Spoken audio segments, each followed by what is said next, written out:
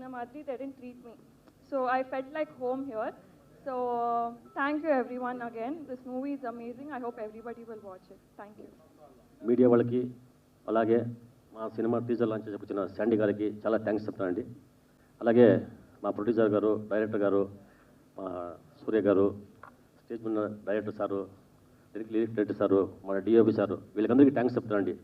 ఎందుకంటే నాకు ఈ సినిమా రెండో సినిమా అండి తెలుగులో. ఫస్ట్ సినిమా వచ్చి నా పేరు రాజా అని చెప్పి స్టార్ట్ చేశాము. అది కరోనా వల్ల సినిమా రెడీ అయ్యి సినిమా రిలీజ్ కాలేదు. అందుకే ఇప్పుడు అన్న మన సినిమాని ఫస్ట్ నా పేరు రాజా రిలీజ్ చేసిన తర్వాత ఈ సినిమా రిలీజ్ చేస్తామని అంటున్నారు. సో అది ప్లాన్ చేస్తున్నాం ఇప్పుడు. సో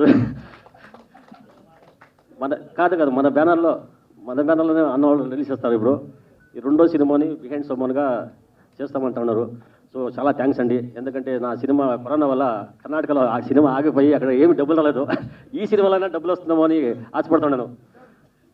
సో ఇందుకు ముందు నేను కన్నడలో ఒక 5 సినిమాలు చేశానండి. సంచారి, జటాయు, తిరుగుబోతు అని ఇక్కడ డబ్బింగ్ కూడా చేశాను సినిమా అది.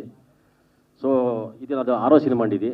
సో 6వ నంబరు లక్కీ అంటారు. చూస్తాము అన్న ద్వారా బిహైండ్ సోమన్లో 6th నంబరు ఏదో నాకు లక్కుగా కొడితే కన్నా మీ వల్ల ఈ పాన్ ఇండియాలో అంటే కానీ మాకు ఇంచుమించి తెలుగులో అంటే చాలా ఇష్టమండి సినిమా.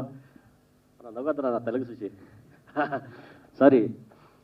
నాకు ఇక్కడ లాంచ్ కావాలని చెప్పేసి నేను నా పేరు రాజుతో స్టార్ట్ చేశామండి. సో బిహైండ్ సోమన్కి నాకు ఒక బ్రేక్ వస్తుందని చెప్పి అనుకుంటున్నానండి. సునీల్ గారికి థ్యాంక్స్ చెప్పాలనుకుంటున్నాను. అలాగే అజయ్ గారికి థ్యాంక్స్ చెప్తున్నాను. థ్యాంక్ యూ అండి. మేము డైరెక్టర్ అజయ్ గారిని కూర్చోబెట్టి 1 వీక్లోనే డిసైడ్ అయ్యేసి ఆఫీస్ స్టార్ట్ చేసి 1 మంత్లోనే షూట్కి వెళ్ళామండి.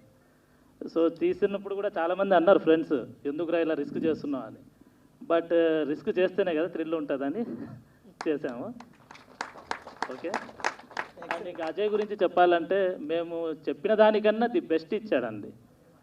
అండ్ నెక్స్ట్ హీరోని అజయే తెచ్చుకున్నాడండి స్టోరీ చెప్పి.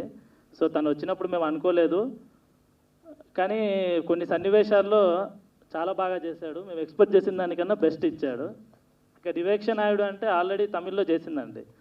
సో తనకు చెప్పాల్సిన పని లేదు, సింగిల్ టేక్లో చేసేసేది ప్రతి షాటు కూడా.